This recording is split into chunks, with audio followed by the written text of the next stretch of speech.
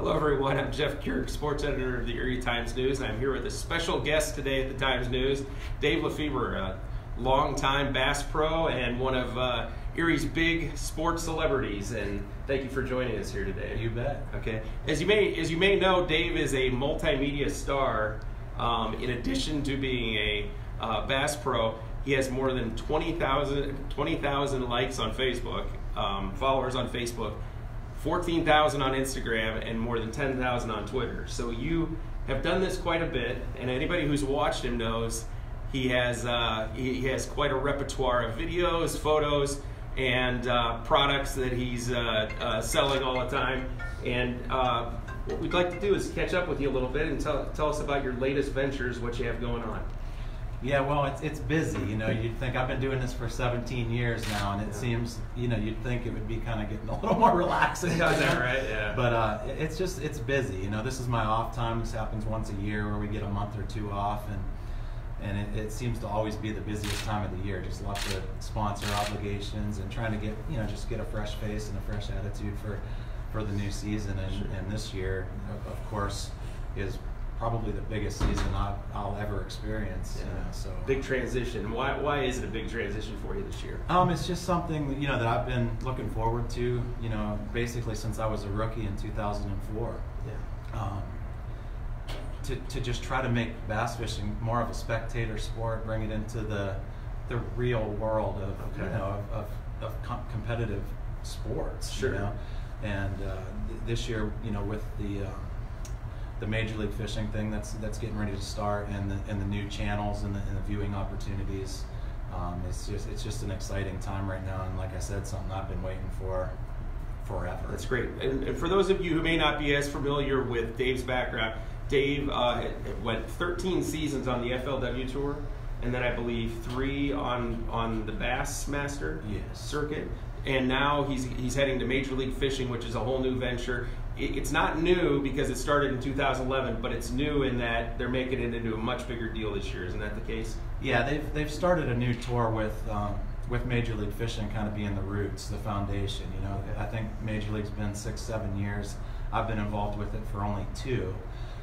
But the format is what the difference is, and the viewers seem to like it. It's the #1 show wherever it airs. Is that right? Yeah. And now we're going to be on Discovery, which is one of the big deals about it, you know, with the advertising possibilities and stuff like that. So you know, in a nutshell, which I think we're talking nutshells today, it's more about how many fish you catch as opposed to how big the fish are. Okay. Lots of big ones obviously is better than lots of little ones, exactly. but we're trying to catch a lot of fish, and one of the good things, you know, I'm known for catching a lot. So on lives, when, you know, a lot of fish don't usually help you. You know, you're just trying to keep your 5 biggest, so you're going through these little ones, and they don't count. Sure.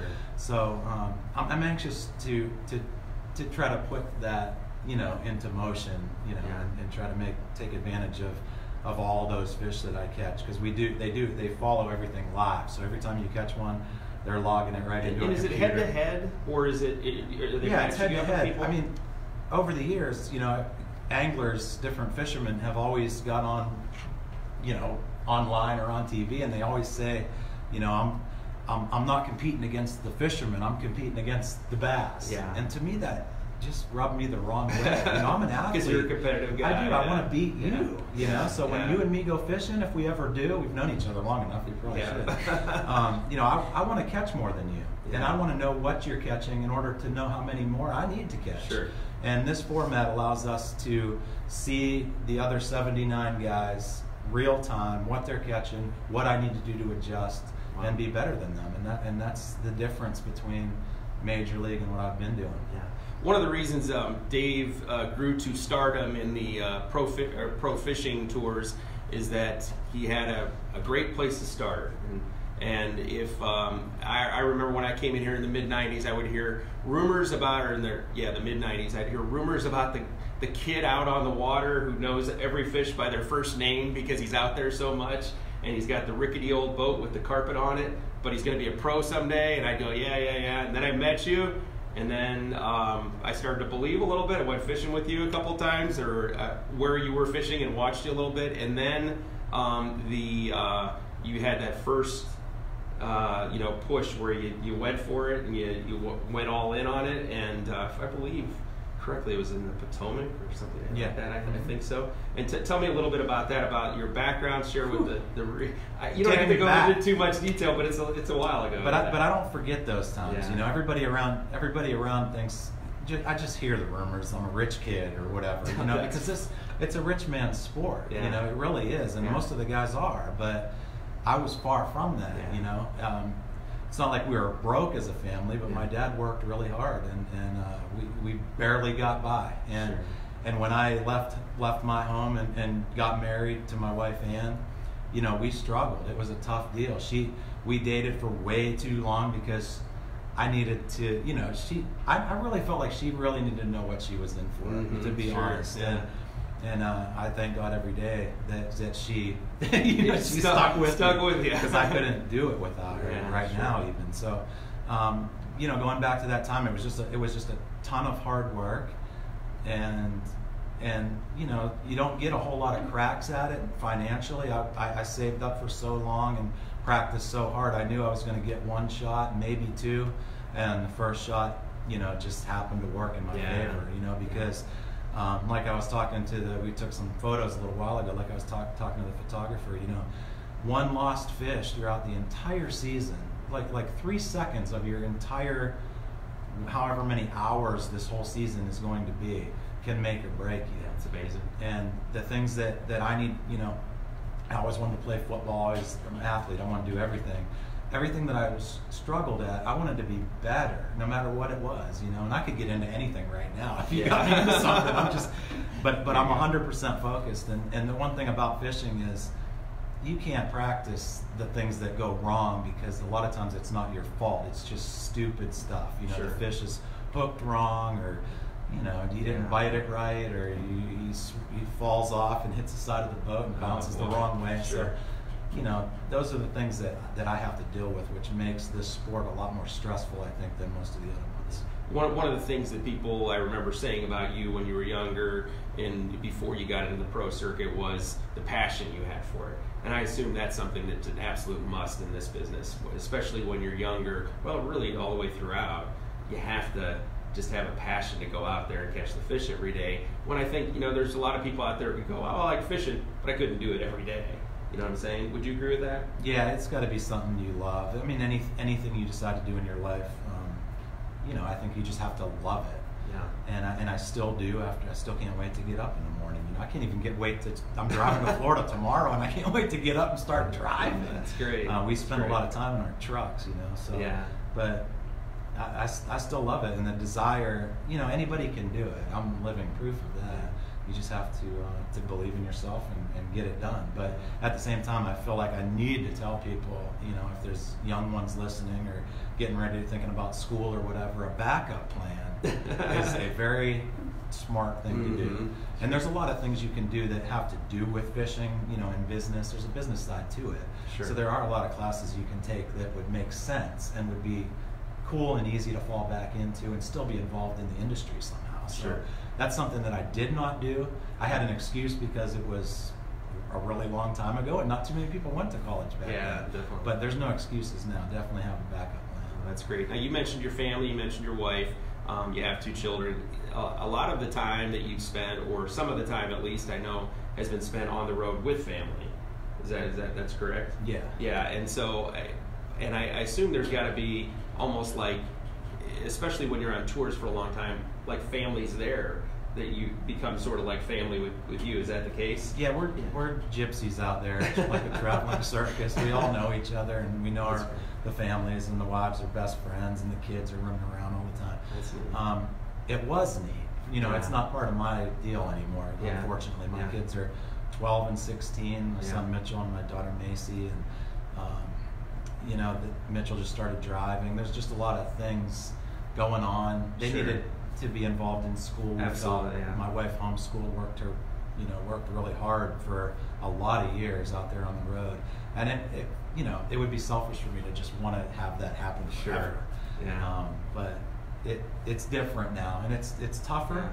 But at the same time, it's been 4 years now where they haven't been out there with me, Okay. But I think this season, you know, I'm going to really focus hard. They're older now, you know, and I felt like the last couple of years I've slid off the radar just a little bit because I'm just so used to getting off the road and walking into a camper and having dinner ready and being able to play with the kids and get caught up and everything. So do you think that has affected you at all on the road? I know, yes. Like, for those of you who don't know, Dave has won many tournaments throughout his career, both locally and nationally, $100,000 tournaments, $125,000 tournaments, and won some big stuff, and has been, especially on the FLW tour, one of the main anglers on the tour. And but the last 3 years in Bassmaster, you had some close calls and then some disappointments, didn't you? Yeah, it's been tough, and it's literally, you know, you can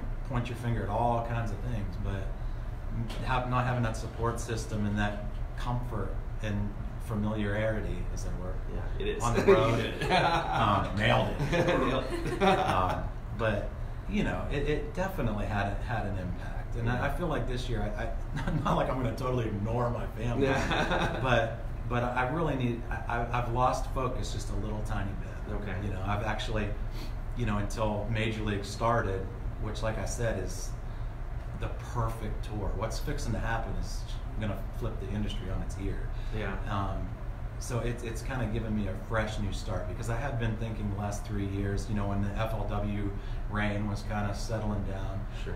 I started that TV show, you know, and did some other things locally to think about kind of retiring from that. Mm-hmm. And now I feel just totally rejuvenated and ready to go, and it's just a totally different feeling. Now I got to figure out what to do with the TV show. There you go. Well, one of the things that struck me, since you were on the early years of the FLW and doing very well, is the difference that being a pro bass fisherman between now and then is. Like, I go to your Facebook page or your website or your Twitter, and you're just constantly on there, building that relationship with fans and so forth. When I assume that early on, that was just in its origins and its beginnings, just a very small part of it. But now it's almost critical, isn't it?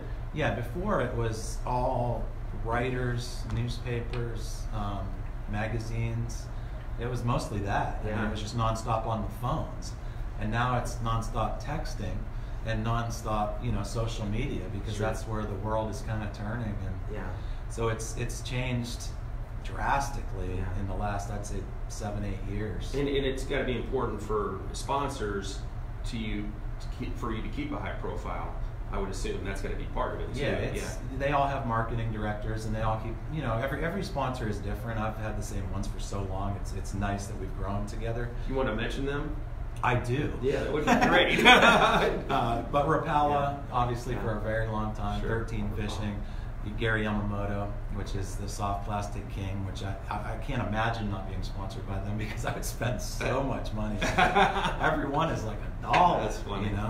So quick story to interrupt Dave real quick here, but quick story about Dave. I was at a place where he was fishing one time. I think it was an event you were throwing for sports writers in Presque Isle Bay, and we came up to you in Misery Bay, and we hadn't been catching anything in my boat, and we came up and you whipped a soft plastic, what I called pink, and you corrected me and said it was bubble gum. We don't call it pink, it's bubble gum. And I remember throwing it out. You told me how to do it. Throw it out first cast. I caught something. I just go, there you go. That's a secret. That's still a secret. Still a secret. Is that right? You just blew that to the 18 Not in Misery Bay. Did I say Misery Bay? I didn't mean to. It wasn't Misery Bay. It wasn't bubblegum either. It wasn't. No. What was it? I don't know. Oh yeah, I gotcha. Yeah, right. So anyway, go on with it. I don't want to name them all. I got some new ones though that I'd like to mention. One of them is Striker. Everybody calls it Superman, but Striker Apparel. They make the float suits that I'm missing ice fishing. It's literally, my buddies are going out today for the first time. Oh my gosh. Ice is real thin, so it's a dangerous time to be getting out there. I went by the bay today. I don't recommend that today. No, unless you have a float suit. Yeah. I mean, these things are unbelievable. Float suit. That's what these guys make, and you can walk out there with all the confidence in the world instead of tying ropes from one tree to the other like I used to do before I had kids. Wow. I risked my life out there, or try to slide a canoe out there and ice fish off of it. So That's one new sponsor, Striker Ice, and they make all the stuff. Fishing Online's another one. They're from Pittsburgh, online retailer that sells this stuff, and we're working together real hard to get them more into the bass fishing world and more into just fishing in general. They're one of the #1 kayak dealers in the country. Sure. So they're another one, and what I'm real excited about, I'm getting back to camping, which is something I've always wanted to do. But downscaling, going from the 38-foot fifth wheel to a truck camper. Oh, okay. A Phoenix custom pop-up camper. They're made out west, but it's going to be neat. Something real lightweight that I can just stick in the back of the truck and be able to pull over and not have to get motels all the time and be in other people's journey. Dave always has a lot of cool toys. If you follow him online, he's always got something cool coming up. Yeah, you never know, but I'm excited about some of the new opportunities. Can you tell me about when you go to your Facebook page, you see Dave Lefebre 13. Explain the significance of 13. It's another thing that I've been fighting for since my rookie year, all the way back, and there's been obstacles up until now. Numbers, other sports have numbers, and it's just a way to identify with fans, the fans to identify with the athletes, and just something so to like brand yourself around. Yeah. So I've been fighting for that forever, and we've had too many athletes up until now. There's always been 150 to 200 in a field. Okay. Well, now for the first time we have under 100. Okay. And guess what? There's 99 two-digit numbers. Oh, okay. So we're trying to incorporate that a little bit, and I'm kind of being like a guinea pig. Okay. But the only reason it works for me is that area right here, and on my truck, those big spots are valuable. Those are where your title sponsor goes. Okay. So the reason I'm able to do that when other guys can't at the moment is because those spots are for sale, and 13 happens to be my rod and reel company, who is my title sponsor this year, like Kellogg's was for all those years. Okay. So I'm able to incorporate that 13 as my number. I see. Thankfully. So in Major League Fishing, you're going to be number 13? Well, I'm going to be able to be identified. I see. Okay. There's not going to be very many other numbers. There's like 5 of us that are doing it. Yeah. But that's how I'm able to pull it off. Sure. To put that giant 13 on a spot where a title sponsor would pay, because they are my title. They're 13. They've allowed me to. They've licensed out their logo so I can manipulate it a little bit. Gotcha. Can you tell us a little bit about your schedule, what it looks like for this year? I know following you throughout the years, it's sort of ever changing. Do you want exact dates? No, but maybe it's starting date, or just in generally what people can expect for you. Going to be every 3 weeks? Going to be every 2 weeks? Going to be every month? What are you looking at?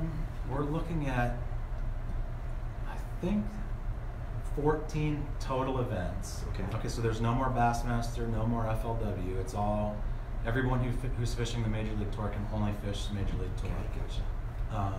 And it's called the Bass Pro Tour, and it's sponsored by Major League Fishing. Okay, gotcha. So there's 9 total Bass Pro Tour events, and 5. I don't mean to put you on the spot. 5. I'm right. All right. Okay. And 5 Major League Fishings. And so the Bass Pro Tour, we'll run through all those first. Then in a nutshell, this is a nice background, by the way. You like that? Yeah. Right. We could have put, just imagine the number 13 right here. What was I saying? Squirrel! About the 5 tournaments, the other 5 other tournaments. Back to the nutshell. There'll be 2 Bass Pros, then we qualify for a Major League. Then there'll be 2 more Bass Pros, then we qualify for a Major League. So every 2 tournaments, we're basically starting over. Oh, wow.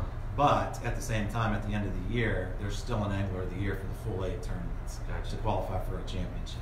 Okay. So it's a little bit confusing, but you can go to MajorLeagueFishing.com and catch up on it. Are you going to be fishing on a lot of the waters? I just realized I didn't answer your question. No. What's coming up first? Let's put it that way. They're basically every other week. Okay.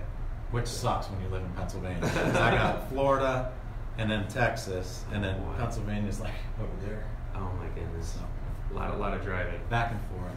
What's the first one? Where would we expect first? Lake Toho in Kissimmee, Florida. Wow. Which would be nice. Okay. And I hate Florida fishing though, but you've had a hard time there? It's total luck. Sorry to whoever wins. Hey, maybe it'll be me. But it's a total luck. I'll have some luck. Yeah, the fish are just stupid there. there. They don't make sense. You can't pattern it or figure it out. But then we go to Texas for Lake Conroe. Okay. Where there's smart fish? They are smart fish. And what's funny though, they're Florida strain bass. So they've taken those bass out of Florida because they get like this, you know? Like our fish are like this, theirs are like this. So they take Florida strain bass and they implant them all throughout the country. They won't live up this far north, but they've put them in Lake Conroe where we're going. So I'm fishing for Florida bass in Texas. That's hilarious. But they're smarter. Yeah. Something about Texas. No, it's all it is about Florida is the lakes are like, if anyone's familiar with like Lake LaBeouf, there's no structure. It's just a glacier lake and it just goes like this. Yeah. Here's one side, here's the other, and it goes like this. Sure. In Texas, you know, it's like there's you humps and love creek structure channels as a bass fisherman. No, we're talking about the fish. Okay. The Florida bass. They're able to become normal bass. Okay. Yeah, so that's great. Well, hopefully people understand. What other? I'm not sure. You need to get back to work. One other thing, another big bit of news was an achievement in your family recently. Do I know about this? You do know about this. You have an Eagle Scout. Oh yes. Family. Can you tell us a little bit about that? Yeah, that's my son Mitchell. Just what was it? 2 weeks ago. Yeah. Got his confirmation. I was never a scout. Oh, But I always wanted to. I did all the scout type of things, and I always wanted to do it, but never did it.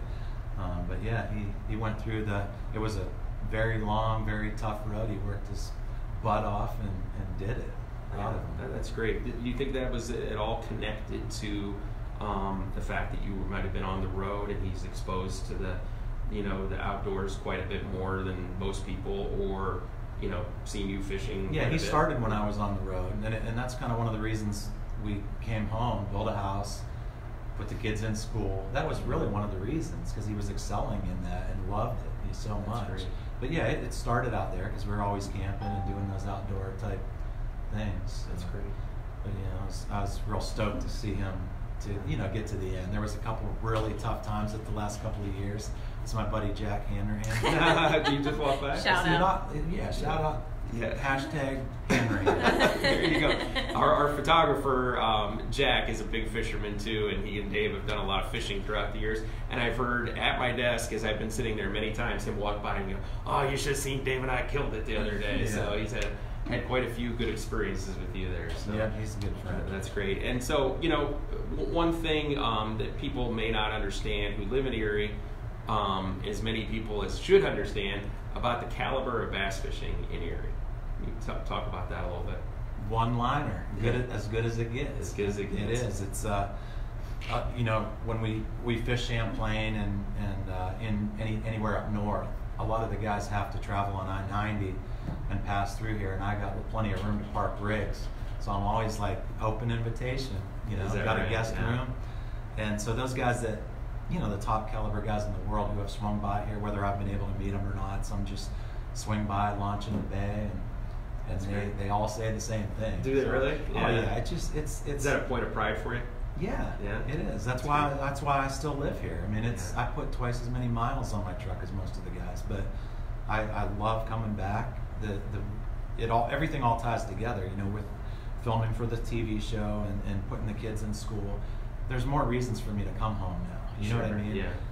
And the fishing has always been one of those things. So if I have 3 days off, a lot of times I'll drive 2,000 miles out of the way to come up here. And are you going to be hurting not hitting the ice fishing? Yeah, I'm addicted. Anybody who knows me, I mean, I fish professional tournaments to support my ice fishing. I'm really so it's the worst feeling in the world. Is that right? I mean, I got some ice sponsors too that I'm working with to promote their stuff, and I got to get out there and. But January is not known for a good month for ice fishing. Just kidding. Well, last year was before Christmas. So yeah. Is that right? It's a bummer. There's about 5 minutes left, Jeff. Okay, sure. But do you have a favorite fishing tournament or story? This is Sarah you want to Grabsky. share? This is Sarah Grabsky, It's a voice. our online reporter, running the camera moderating. for us. So. Yes. Favorite story from a tournament or some sort of experience that is the most memorable that sticks out in your mind? Winning always is one of those things, and we're going to Conroe. I haven't been back there since I won an event there for $250,000, and so that tournament's on the schedule. It's our second tournament, and you know, winning that, it came down to I think 4 ounces. Wow. You know, those are drops of That water. was a big win. Yeah, so that's one of you know, my favorite memories, I guess you would say, and I'm hoping to kind of build on that. Yeah. He has some other interesting ones, if I recall, in Lake Erie one time when you were racing to get somewhere and there were rough waters, you basically banged your boat to the point of oblivion. Yeah, I could go on and on with stories. I probably will write a book. You should. But yeah, I will volunteer to help you on that. Let's do it. I'm driving all day tomorrow. Okay, there we jot go. some ideas down. But yeah, that time you're talking about, I broke the boat in half, destroyed it, totaled it, and I spent the night on an island on Lake Erie out in around Sandusky, Ohio. That's crazy. She's freaking out. Oh my God. You should see your face right now. That was scary. But I had an I want to say Navy SEAL. It was a really high-ranking person as my co-angler in the boat with me that day. And Good timing. Saved our lives. Good timing. Yeah. That's amazing. I mean, just his attitude and keeping me How calm. did I not get that in the Times-News? I don't know. We're going to get that. I might have made that up. It's been a long time. No, it's hilarious. Anyway, hey, we'd like to thank Dave for stopping by today, and I know Erie's going to be pulling for Dave as this big season starts. Remember to watch him on the Discovery Channel. There'll be a big-time deal. Is there anything else you want to say to the... I don't think so. Just thanks a lot for having me. Let's do this more often. Great. It's fun. Thank you for stopping by, Dave. All right.